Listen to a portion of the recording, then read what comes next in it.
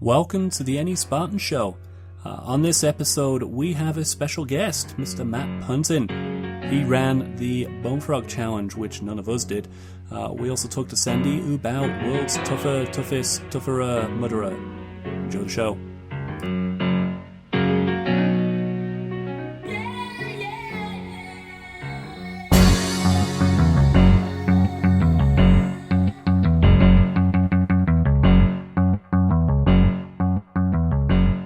If this is your first time listening to the show, thanks for checking us out. We record roughly weekly, and you get to listen to myself, Paul Jones, Sandy Ree, and Josh Chase chat about the obstacle course racing scene. We also do interviews with race directors and business owners in the OCR space. I encourage you to go and check out all of our other episodes over on podcast.anyspartans.com, and while you're there, subscribe to us. We're on iTunes, Stitcher, Google Play, anywhere else you're going to find a podcast. You can also find us over on Facebook as The Any Spartan Show, and we really encourage you to leave questions in the comments that we answer every episode. Now let's get on with the show.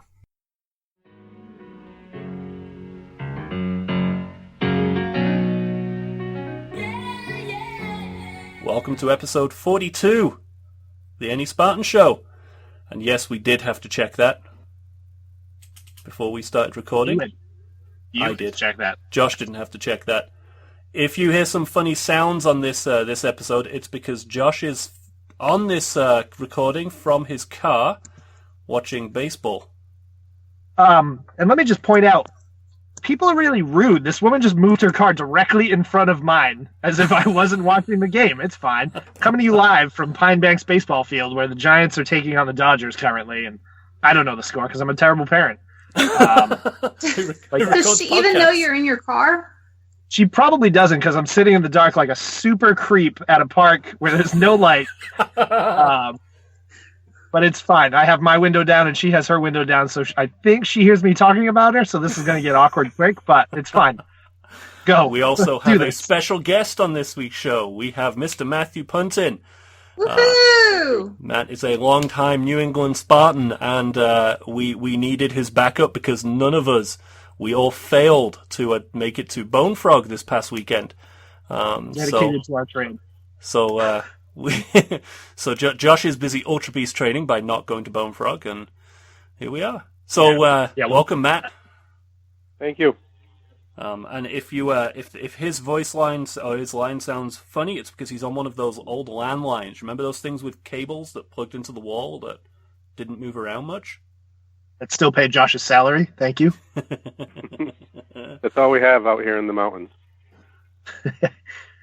So we're going to start this show off with a recap and a discussion of the Northeast tougher mudderer that Sandy did. Tougher mudderer. Oh my goodness. And then we'll kick off and talk a bit more about Bonefrog and have Matt tell us what the venue, the course, the day was like.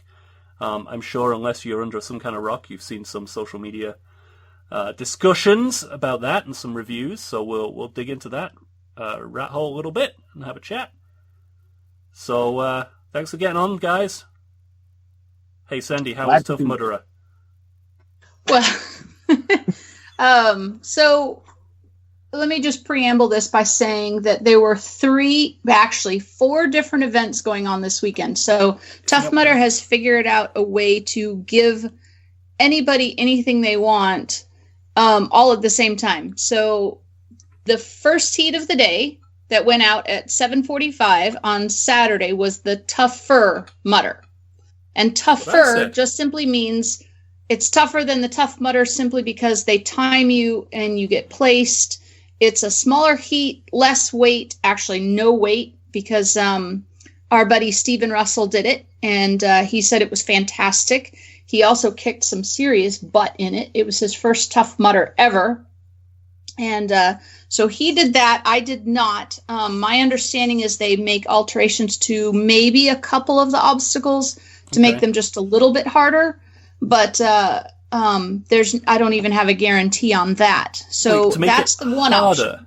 Now, hang on. This is a competitive rave, right? But aren't some of Tough Mudder's obstacles designed for multiple people? Yes. And that's where it can be very, very interesting in that Yes. on some of them, you might have to wait a couple of minutes for someone to catch up so that you can help. Now, a couple of the obstacles, for example, Everest and Pyramid Scheme, the ones that require you to climb on top of each other to get to the top of a wall, they did have ropes hanging down. Okay. So that the single runners who got there had the ability to grab the ropes and go up.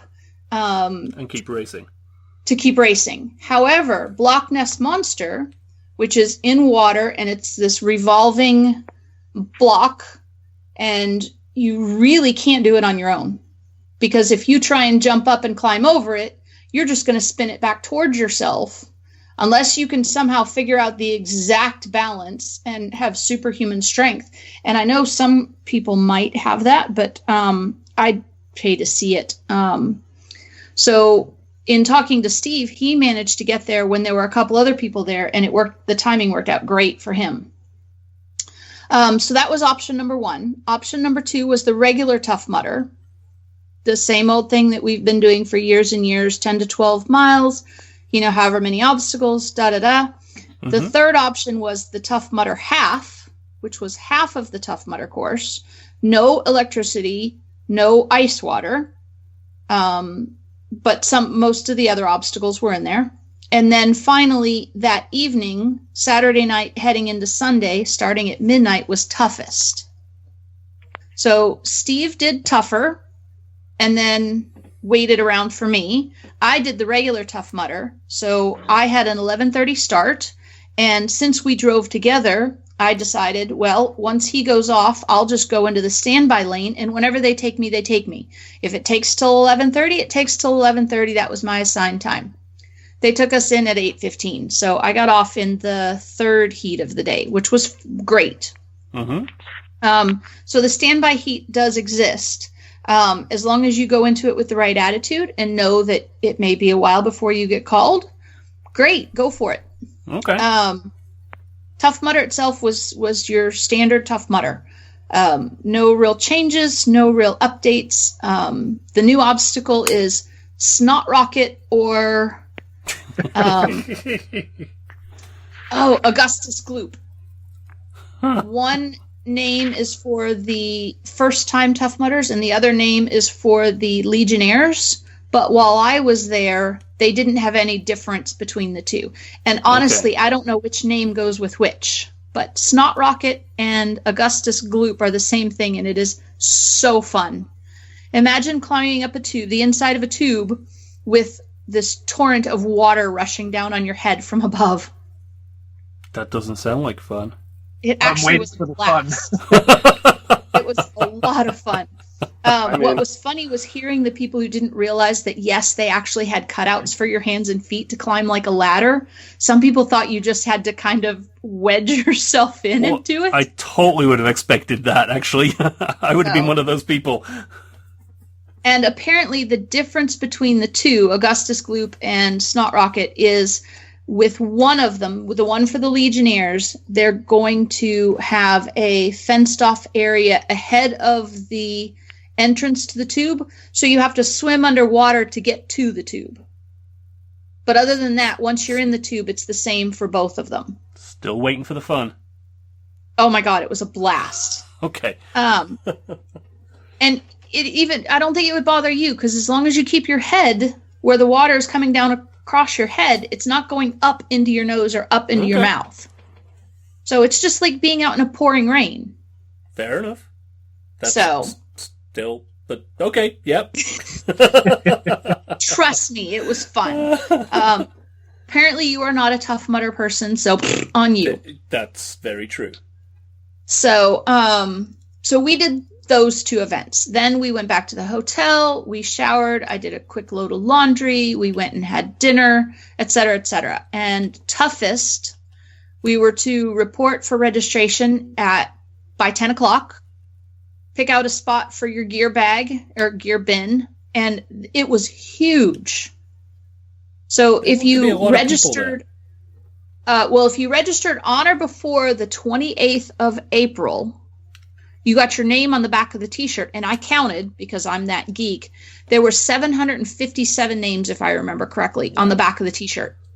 Wow. And that didn't include the people who registered between the 28th and the day of. And I talked to a couple people who said, yeah, I just registered yesterday morning, or I just registered on Saturday, or last Saturday, or whatever. So I think they were expecting about 790 people.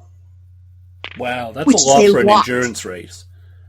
That is a lot. Yeah. So when they were telling us, oh yeah, each athlete will have a 2 foot by 4 foot area. Yeah, right.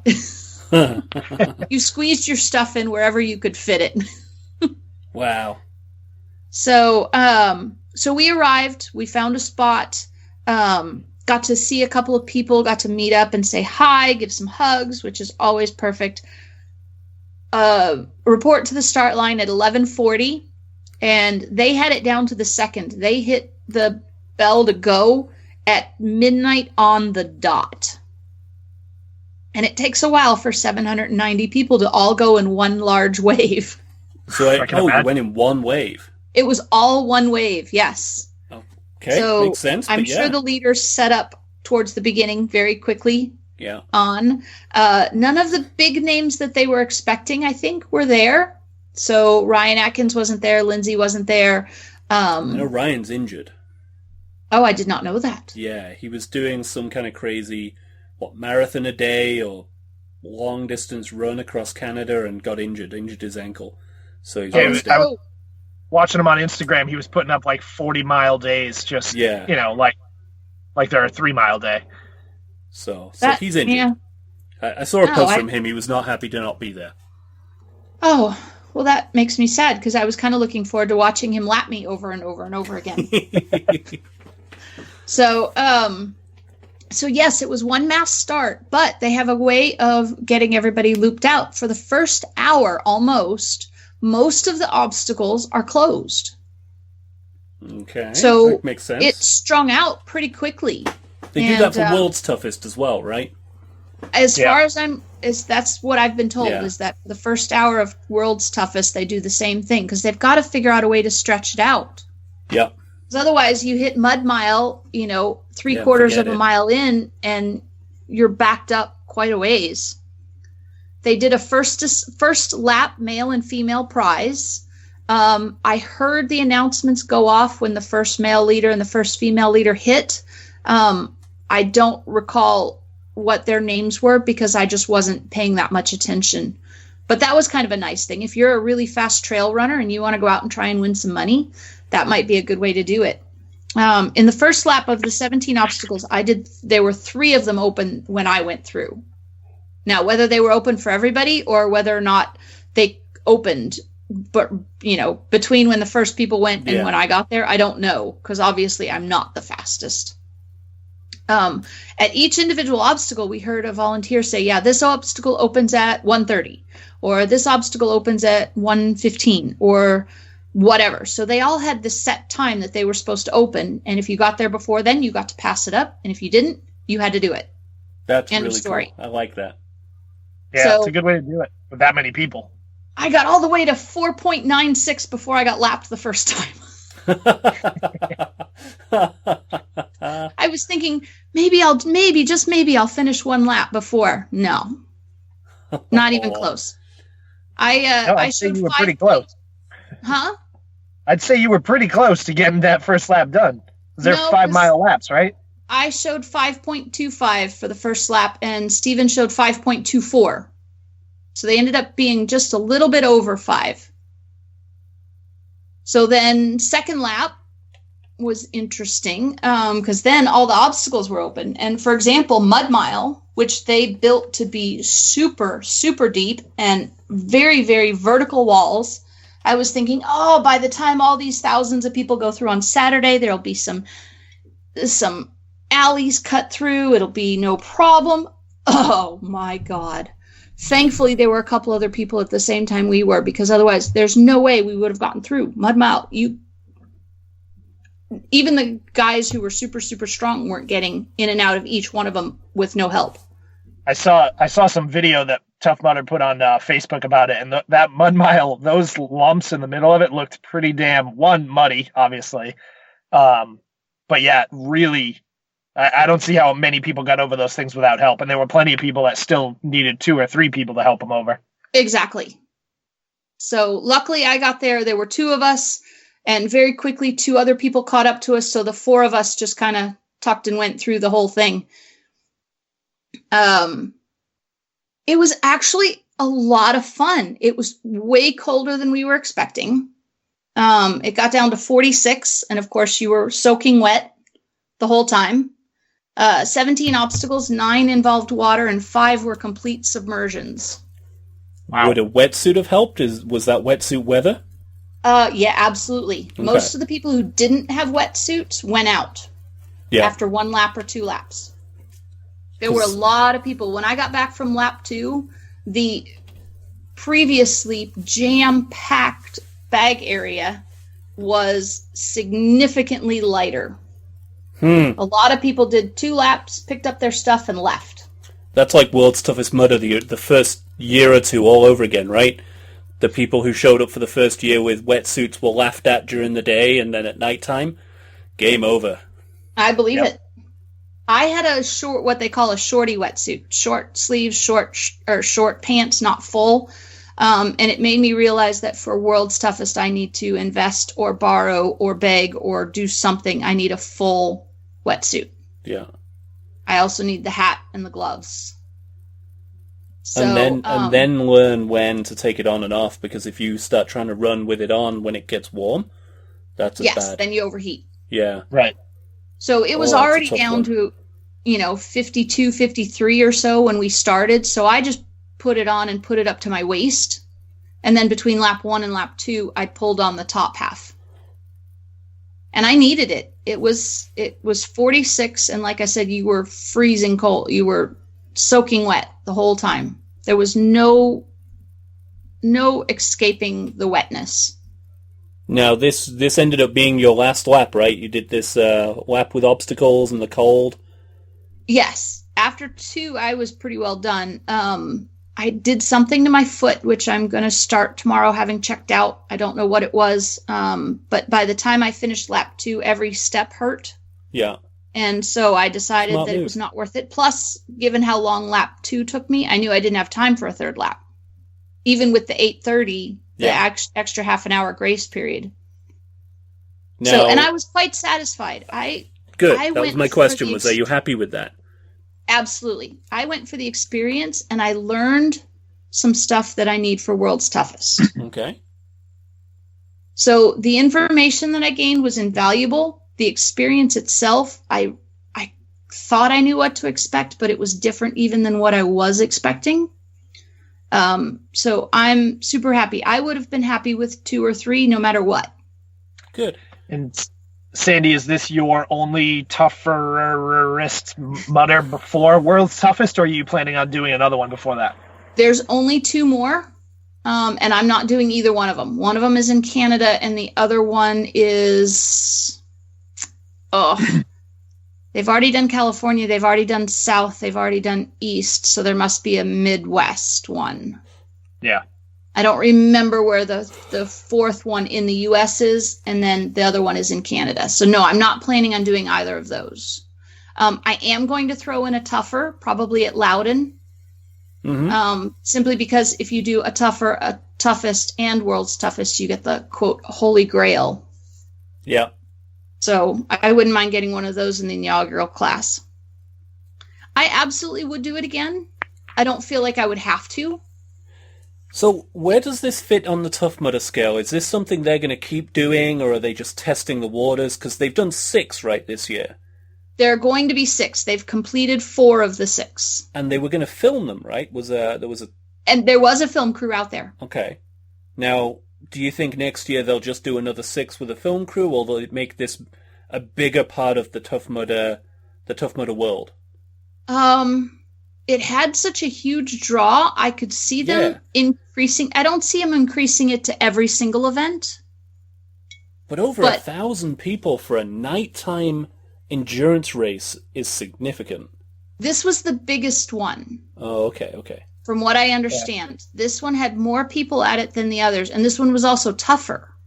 They said there was more elevation and more obstacles because all the others that they've done have been 1 5-mile loop for the first half of the night, and it's different 5-mile loop for the second half of the night. So therefore, each individual 5-mile loop had way fewer obstacles. Ours, it was the same 5-mile loop no matter what, and 17 obstacles per loop. Wow. So that was great. Now, when I added in the penalties for lap 2, 6.9 miles. Nice. Okay, and let's talk for just 1 second about the weirdest obstacle in the world, Operation. You remember playing the game as a kid, right? Yeah. I heard stories about this obstacle. So, if you haven't seen this, imagine 2 walls that are probably, I'm guessing, 4 feet apart. Okay. I could be way wrong on that. The back wall has hooks with little rings on it, like shower rings. Mm-hmm. And the front one has holes cut out that are probably about 4 or 5 inches in diameter. Okay. And you stand in a puddle of water, and you pick up a metal pole, and the inside of that ring is lined with an electric conducting piece of metal. And you have to put the pole through, try and get one of the hooks off, and bring it back through without the pole ever touching the sides of the hole. Okay.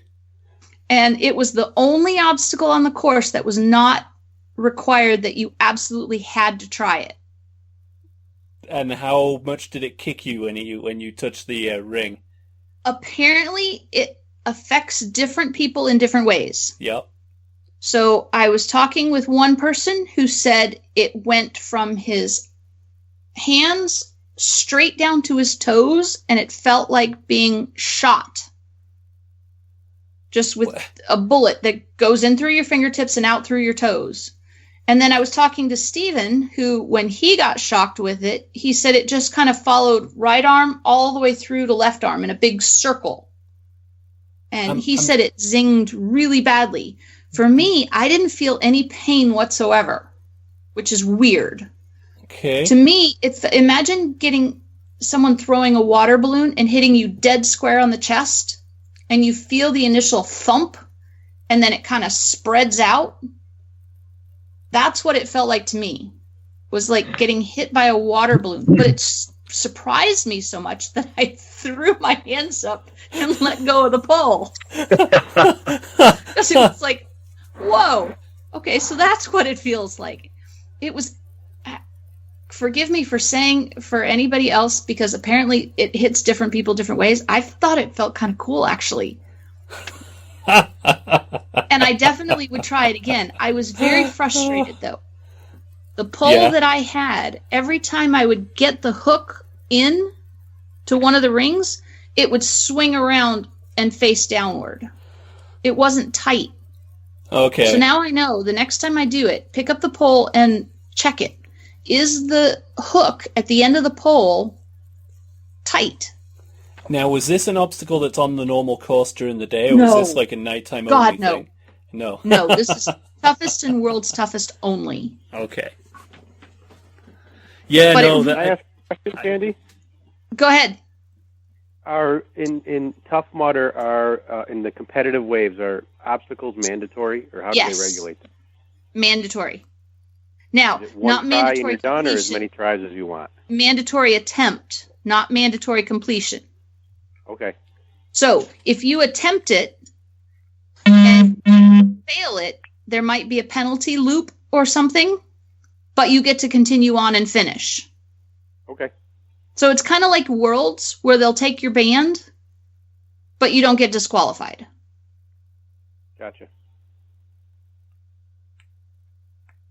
So, all in all, I give it an A+ for everything but the weather. The weather, I would have loved for it to have been the 58 degrees that they were predicting even the day before, instead of the 46 that it was.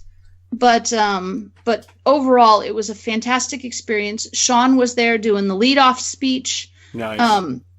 I teared up during the the rah, get everybody riled up, and the anthem.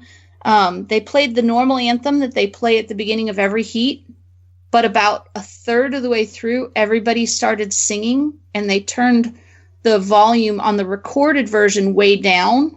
At least it seemed like to me, and all you could hear were 800 people singing.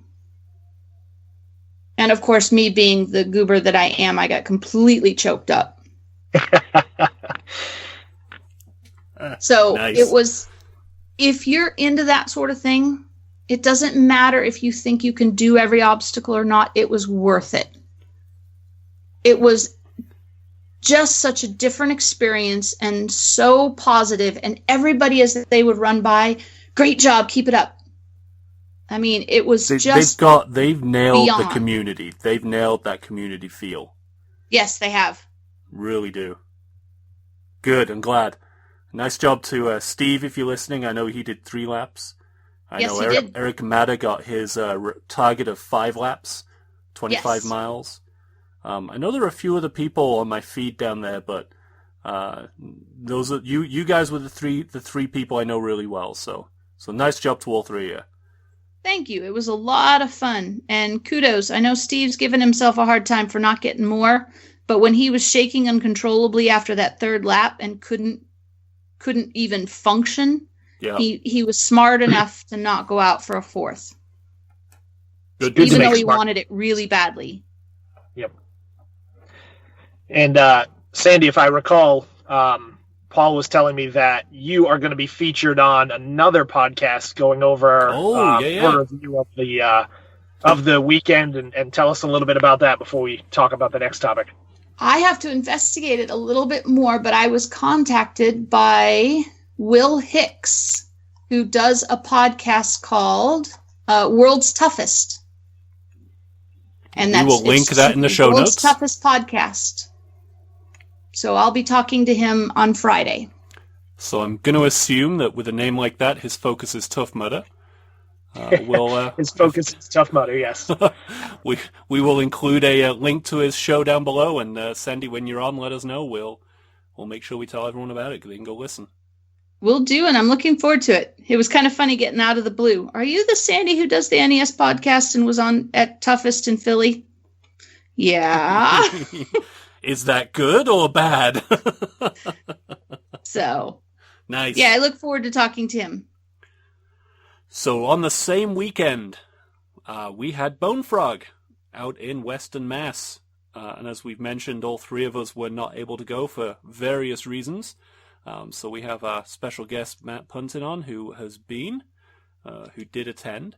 So to set the stage, Bonefrog is a New England owned and operated event. They've been around for 5 years now. They are Navy SEAL owned and operated, which I'm sure sounds familiar to many people, but they were there first, and they're legit. And they have done a killer job of growing their brand from a single race in Western Mass once or twice a year to all up and down the East Coast, and they've done it slowly, steadily, organically, as far as we know. They haven't overstretched yet. They've been pretty well received almost every time they put a race on, and they also I won't say poached, but they also acquired Norm from when he left Spartan Race, looking for something that was more local. He hopped on the Bonefrog bandwagon, and they held their first joint race, I guess, their first Norm race this weekend. Now, the feedback has been mixed, because Norm does his thing a certain way. Not everybody's into that, so we'll talk about that as we discuss. But, Matt, do you want to tell us about the race? Do you want to tell us what it was like? Sure, absolutely. You don't have to go into an obstacle-by-obstacle breakdown, but, give us an idea. Sure. This was my 4th Bonefrog. All the previous 3 had been at Berkshire East, so kind of the same setting, but just different courses each time. My last one before this was last fall, and I was a little disappointed in it, so I was kind of skeptical with this one. What probably helped with this past weekend's race was the weather. It was just about perfect on Saturday. Those are the OCR weather gods sometimes help. Had it been rainy, it might have different opinions somewhat, but overall, I think it went very well, at least in my opinion. And yes, I've seen those comments, both many negative and many positive about it. One thing that was different that I noticed, at least that I recall, is it made it a little bit easier with registration, is you can actually do some stuff in advance. They send you an email in advance to kind of sign the waivers via email, which was nice. So it kind of speeds things up when you go to register. I got there fairly early because I was running an early wave. They also told people to get there like 2 hours early, didn't they, in case the registration was a crapshoot? I saw a 90-minute suggestion, which I almost do that anyways, just because I like to get to places early, especially races. And I was about 90 minutes early. I don't think I waited more than 5 to 10 minutes in registration. Nice. It goes pretty quickly. They do everything with tablets. You just give them your name, show them your license. They punch a number in, give you a bib, you're on your way. Very, very quick. I would say about half an hour after I got through registration, the line had grown to easily a couple hundred people. It had grown pretty quickly, and I don't know how long those people took to get through. Hopefully they all made their waves in time. Before even the first elite wave went off, something very cool was a couple of parachuters came down, I assume Navy SEALs obviously, and dropped down right next to the NES tent, holding a big American flag. So that was very, very fun, very interesting. I really enjoyed that. Very cool. That was the first time I've seen that. I went off at a 9 o'clock wave. Before me, there was the elites in the Tier 1, and I believe this was the first time they introduced the challenge, or the endurance. Yes, the endurance is new. I know there's been two other bone frogs, I believe, already this year, maybe 3, Florida and Texas. And I think Norm was involved with the Texas one, if I have it right. So this wasn't his very first bone frog, but first at Berkshire East. So they let those endurance and the Tier 1s and the elites go first. I was the first open wave of sorts at 9 o'clock. Now, you did the challenge, right? The 9-mile challenge?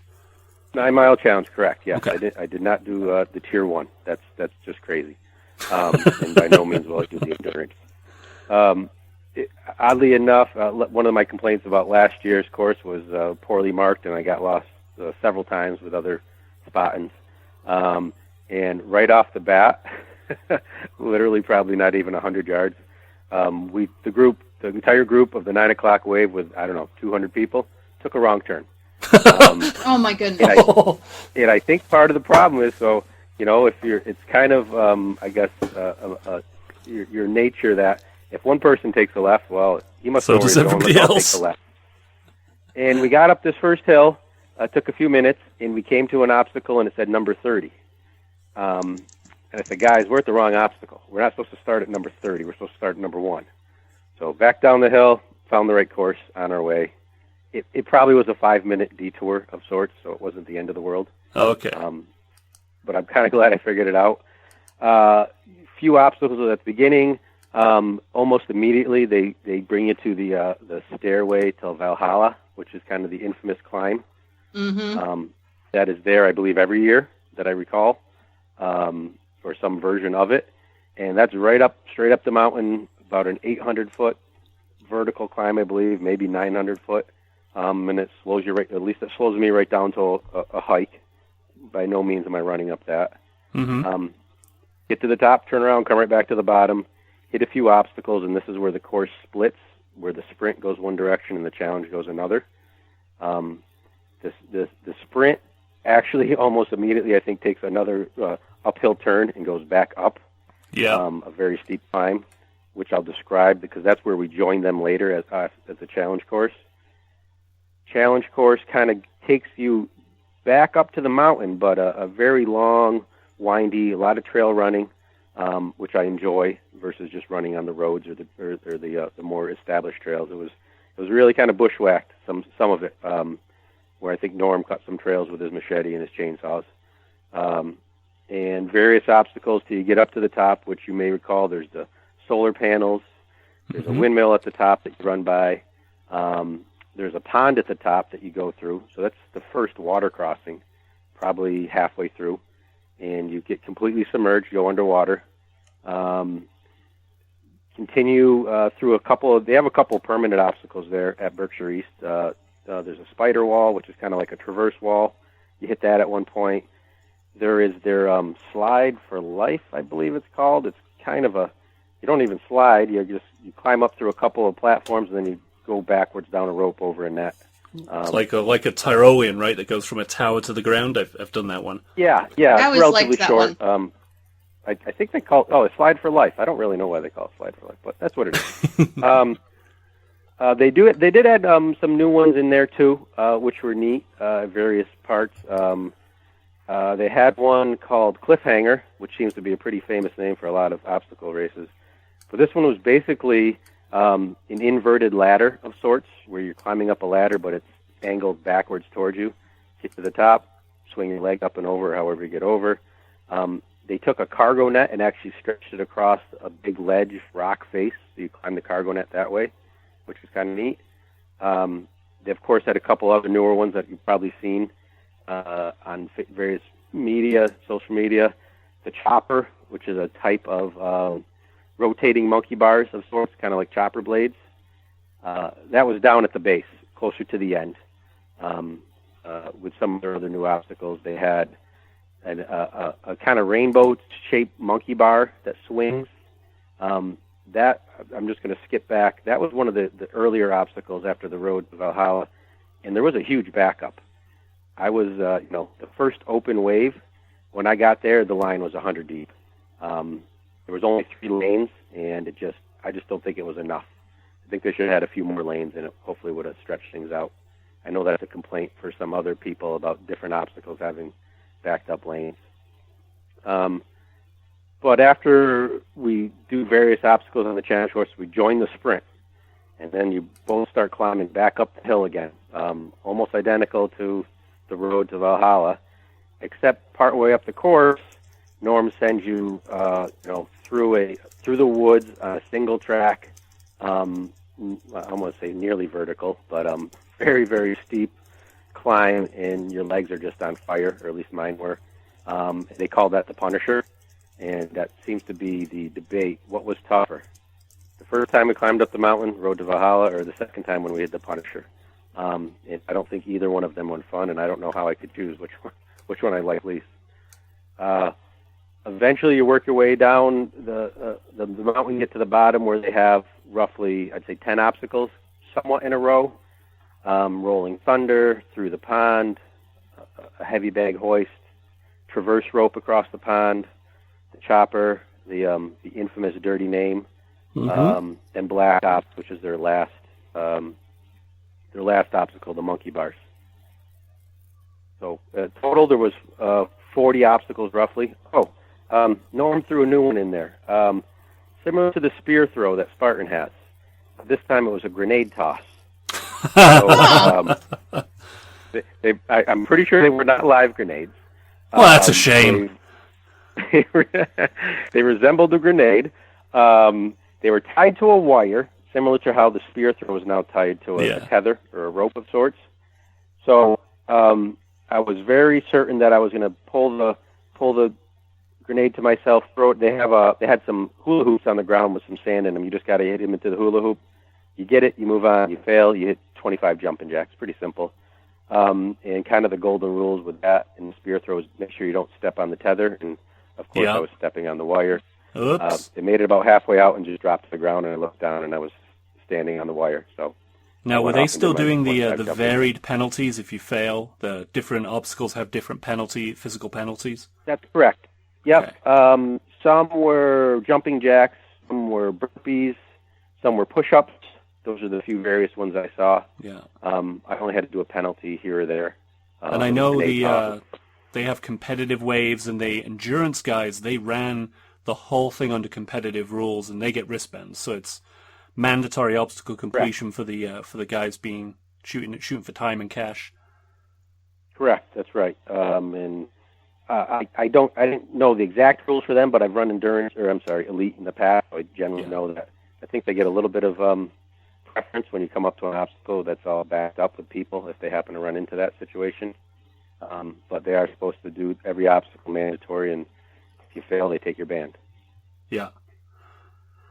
So, what was your opinion? What did you think? I know this is right up your wheelhouse. I really enjoyed it. Yeah, I'm not a fan of climbing. My last experience with Spartan, just as a comparison, was Killington Beast 2014, that I hated because of all the climbing, and it was the last Spartan I've ever done. I saw a comparison on Facebook that this was the Western Mass Beast that I've always dreamed of. It's kind of like Killington 2014 Beast. With that being said, I really enjoyed it.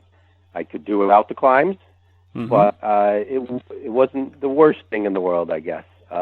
Maybe because it didn't take me, 7 hours, like some people. It took me a little over 3 hours, and it was still. I was over half an hour longer than any other bone frog I've done. So that's just as a comparison. Norm really stretched out those hills in some cases. But I like how it was run. A couple of just other points. There was a couple obstacles that were kind of unsafe. I think other people agree too. One of them is called Get a Grip, where it's kind of hanging pieces of PVC pipe with a strap going through it. Kind of like a monkey bar scenario or a ring scenario, but tougher to grab. I always call those the toilet paper rolls. Yeah. That was just to get started. You're probably standing 3 feet, above ground level on a beam, and then reach out and you got to swing across. I saw at least 6 people come down hard off of that, and you're probably falling 3 or 4 feet at least, bouncing off the side rails, bouncing off the finishing platform. And people were just shrieking, and I was turning your head. You don't want to see what's going to happen next. I just don't know why they had it up so high. I don't know if they're trying to make it a mental challenge too, but that thing should have been, I think, much lower to the ground. Similar with the chopper. The chopper was, you had to climb up 3 to 4 feet, kind of up a couple bars just to get started on the chopper. That puts you really high up in the air. It does. Under both of them was just ground. No water, no hay, no mats, just ground. I heard that was a general theme, was a lack of hay padding under a lot of the obstacles. Those two were really concerning. Okay. I made it through both of them, so I didn't experience it, but I saw people coming down left and right. It was scary. And it's not like this is a persistent issue for Bonefrog, because they've had, like last year's Dirty Name was very well padded. Yeah, Dirty Name this year did have some little bit of padding under it. I noticed. Okay. It was probably my best year ever on Dirty Name. I was rather comfortable on it. I finally just got the guts and just went for it, I think. Good for you. That's a tough one. That one always scares me. I think it scares a lot of people. But I just got to remember, they always say those logs are the same distance apart. So if you can go from log 1 to 2, then you can go from 2 to 3. They're the same height, same space. That's what I'm told. A lot of the disgruntlement, a lot of the complaints that we've seen flying around revolve around the sprint course. Now, Bonefrog has a reputation for being a tougher race. The challenge course is 9 miles, so anyone signing up for the challenge, they should realize they're not signing up for a Warrior Dash or a Foam Fest, right? That they're signing up for a tougher event. But the expectation, I consider one of the best, Bonefrog. Yeah. But the expectation for the sprint is that it's more of the entry level, right? It's the one that your non-OCR partner does while you're out doing the challenge, maybe. A little bit more entry level, but the feedback that we've been seeing is that they maybe missed the mark on how they set up the sprint. I mean, as you mentioned, right, when you did the Stairway to Valhalla, the 800-foot climb, and came to the bottom, the sprint guys immediately went up a second ridiculous steep climb, whereas the challenge went off and did the rest of their course. But for the sprint guys, I believe they did 1 or 2 obstacles at the bottom and then just climb right back up the hill. Was that too much for the sprint? Did the sprint miss the mark? Boy, if I had those back-to-back climbs with not more than a few minutes of somewhat rest at the bottom, I'd be shot. I would, and I would be probably pissed. Because each one of those climbs, I'm going to suggest, takes 15 to 20 minutes probably or longer. It seems like a lot of just almost vertical climbing. Not insignificant. I would be disappointed. Okay. Now, talk to me about the Sandbag Carry, because I'm hearing a lot of stories from people who say it was incredibly slick, it was incredibly steep. Sure, it was near the end of the course, probably one of the last 10 obstacles. I believe it was a 50-pound sandbag, somewhat like a wreck bag. Mm-hmm. Short climb up a simple hill, but then they sent you through the woods under a downed tree. Norm did his signature, carved the tree with the name of the event on it, which was kind of neat. But then down a pretty slick, muddy hill with it was in the kind of a stream area, so there's even flowing water. I saw some people slipping in front of me, either by luck or whatever. I didn't slip at all, but it was slick. They send you through some mud at the bottom, which is pretty flat, but there was a very steep section in there that I could see people, having concern with that. Should they maybe have just routed it, up and down a simple hill and not send you through the woods? Possibly. I didn't have any problem with it personally, but I could see the issue. So the $1 million question, I think, is Norm's obviously got this reputation for bushwhacking a course, and that reputation is something that he certainly plays to himself, the whole F Norm thing. I know when I spoke to him, one of the kind of reasons that he left Spartan was he wanted to do his own thing a little more and get away from what Spartan is kind of the cookie cutter Spartan course. He wanted to kind of get off and build his own challenges. Was he left? Did he not have adult supervision for this course build? is that a good way to phrase it? I don't know what his limitations were. I don't know if Bonefrog said, the go course nuts. Is yours, go at it. Yeah. I actually talked to him for a little bit afterwards and said how much I enjoyed it, and kind of said, there's a couple obstacles here and there. We had a huge backup. One was called Walk the Plank, mm-hmm. which was just some simple boards that you had to walk across, but there was only 3 boards, and when you got hundreds of people coming up to it, it just turns into a backup. Mm-hmm. And he acknowledged that. And I also asked him, I said, Norm, did you walk this course yourself? He says, well, who do you think put up all those pink flags? So he physically goes the whole... I was never sure. I've never had the chance to talk to him or someone about that. Mm-hmm. But from what I understand, he lays out the whole thing and he cuts it and marks it. Is that a good thing or a bad thing? Did it? I think it went good. I was happy with it. I know another issue some people brought up was the poor marking. I don't think it was that bad this year. As soon as right before we started our wave, Norm said, follow the pink flags or follow the pink ribbons. And whenever we got to a point, there's a few people, you kind of just, your head down, you're running, you're not really looking for the pink, and you get lost, you just stop and look up, look for the pink flags, and you're back on your way. Other than that one inconvenient, very beginning kind of snafu, I think everything else was fine, personally. I think that's marking. I think is something that every race has. They have ups and downs with. I think every course has course marking issues at some point. I think the bit that I find, again, as someone who wasn't there, the expectation of what that sprint course should have been. I think everybody assumes a sprint course is going to be a more straightforward event. It's going to be a less challenging course, and it sounds like this was still laid on as a really brutal course.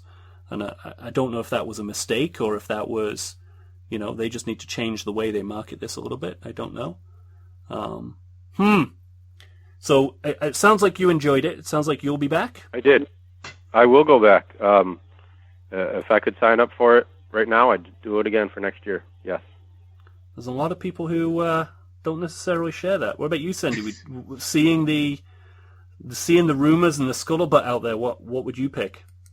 I would not, because for the exact same reasons that we've already said, the idea of going up and down and up and down and up and down and bushwhacking through single tracks and such is not my idea of fun. And if I'm going to spend money on a race, I can go hill climb whenever I want. I don't want to do that because I want an obstacle race, not a climb a mountain race. So, Matt, here's a question. I've seen some people compare pretty much every race on the market to Killington at some point in their life, and I think Killington's a good benchmark that a lot of us have, because it's kind of the pinnacle of Spartan racing in the New England region or the Northeast region. So how would you compare this to a Killington-style beast event when it comes to climbing and technicality and difficulty? Sure. I've done one Killington beast, as I mentioned. It was 2014. Off the top of my head, I think the mileage was a 14 mileage, or take. Sounds about right. 14 miles. Took me a little over 7 hours, and I hated almost every minute of it, as I recall, which is why I said I've never done another one since. Any Spartan, actually. Yeah. This was 9 to 10 miles, depending on who asked. I think it was closer to 10 miles. I did it in 3 hours, a little over 3 hours, 3:15. Okay. So not as much. It was not as much climbing as the beast. Shorter mileage, of course, as much climbing. But really, there's two distinct, very steep climbs.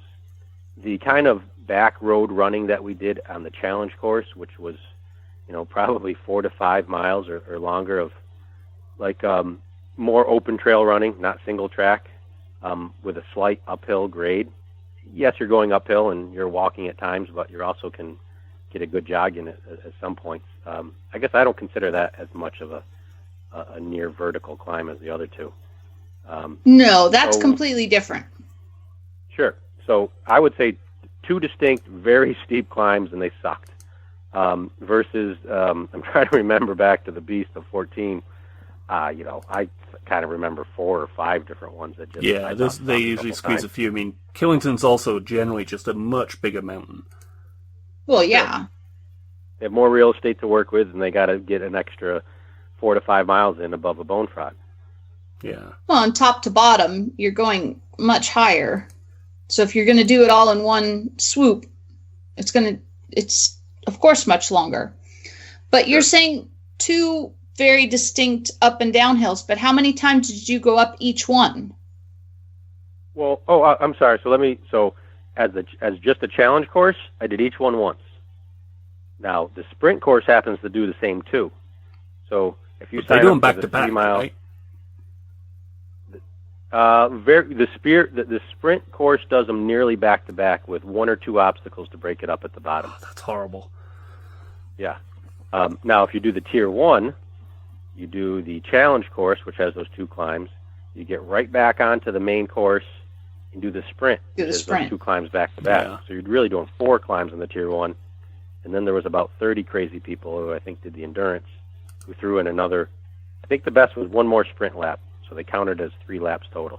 Yeah, we have 2 guys from Race Local who managed to do 1 challenge and 2 sprints, and they were done. That's how I think that's the best anyone did. It's just a matter of how long it took some people. I think there was also some problems there with timing. I know there were some issues that they were under the impression they had an 8-hour window on course, and it ended up being a lot less than that. So that's obviously something that's. It sounds to me, we've talked about how these local events grow organically and learn from their past problems, like the course marking issues, communication issues. I think I wonder how much of this will be a learning experience for Bonefrog and how much they'll adjust or change. To me, it sounds like the challenge and the longer distance races were pretty much what they advertised, a 9-mile tough event. Is pretty much what I'd expect, but I think the sprint sounds like it's missed the mark the most. It sounds like they put the sprint distance runners through an awful lot more than they had necessarily expected. Whether that's the impression I got as well. Yeah. Whether that's communication issues or simply misjudging how the course was laid out, I don't know. Interesting. And I think a lot of people from now on are going to decide things based on, is this a norm course or is this not a norm course? Yeah. And unfortunately, you'll have some who go, oh, it's a norm course, I absolutely want to do it. And there are some who will say, it's a norm course, no thank you. Yeah, that's not for me anymore. And to be fair, I think that was a similar situation over at Spartan as well. There were a bunch of people who followed norm courses explicitly and very specifically hunted them out. And there were others who were like, screw that. Norm has a style, and I don't like that style, and it's not for me. And that's fair. That's you need to understand and know what you like out of a race. Right, and it shouldn't be the same for every. I mean, what I'm saying is, all races shouldn't cater to one or the other. Yes, correct. Each one should just be clear about what they're catering to. Well, any parting words, Matt? We're coming up on an hour, which we try and stick to. Josh has already had to drop, so that's why he's quiet. I enjoyed the new obstacles that they brought in for this. The chopper, the helicopter spinners, and yeah. I hope they can make it lower for some. You know, I'm trying to compare it to other events that I've seen it online, and I don't know if it's the same height or not. Maybe I just can't judge the height. We're hearing it from everybody, not just you. So sometimes I heard from somebody who was 6'2", and he said it was still a 3 or 4 foot drop from him. Yeah. Even at full stretch at 6'2" plus an arm span. Yeah, it was tall. That's really high. Sway bars were their new rainbow inverted monkey bar type thing that was pretty neat. Those sound cool. They look neat. Full disclosure, when I got there was that line of 100 plus people. I took the penalty because I didn't want to wait that long because that was my choice. I think I would have got across them pretty easily. I like to do that stuff for fun, so I'm comfortable. Another new one they had was an Irish table. I don't remember them having that. How high was it? They had it. It was above my head height. I would suggest it was probably around 6 foot or so. How tall are you? I'm 5'9". Okay. It was taller than OCR Worlds. That's the last one I did, so that's the comparison. Okay. And OCR World was I'm 5'7", and if I put my thumb on the top of my head and held my palm straight up, my pinky touched the bottom of it. So it was 5'7" plus a hand width. That was at Worlds? At Worlds. Okay, so I would suggest this may be a little bit taller. I misjudged my height. I feel it was taller than Worlds. And it took me 2 or 3 attempts versus Worlds was one shot and I was over. Okay. I think that was it for new ones that I could remember. Just then all their typical ones they've had up on the mountain for a few years there. Cool. Regardless of how mixed the feedback was, it was probably one of their most popular events, is my understanding.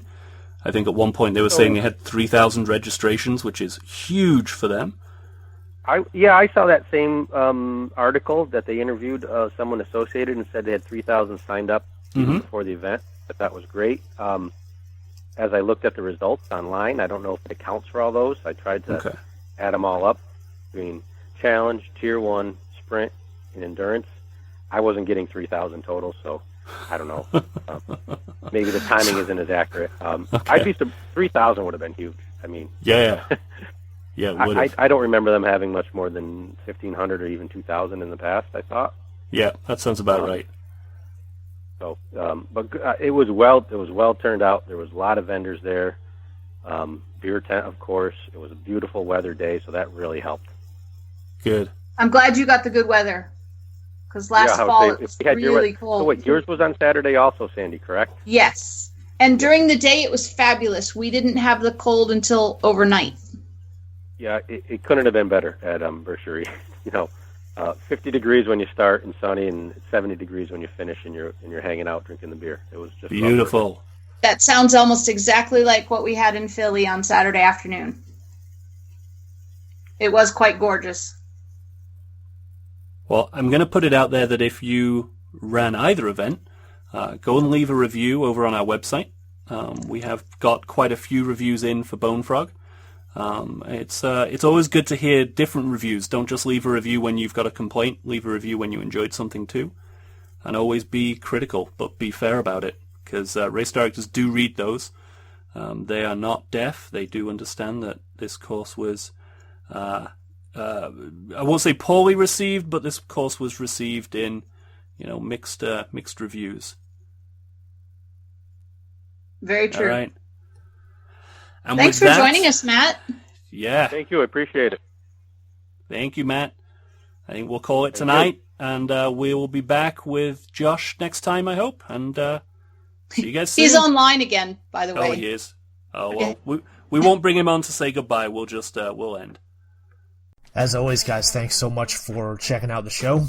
We'd love to hear what you think, so give us some feedback. Submit a question, share a story from one of your recent races or events. I think the show gets better and better with your participation, and it's not just Paul, Sandy, and myself talking. So to reach out, ask questions, suggest a topic, whatever it may be, follow along on Facebook. We've got a dedicated Any Spottins show page, or you can join the community at Any Spottins on Facebook as well. Twitter's your thing. Shoot us a tweet at Any Spottins. And if you want to find our full library of episodes, I'd recommend either iTunes or Stitcher. So again, for Paul, Sandy, myself, thanks so much for listening, and until next time.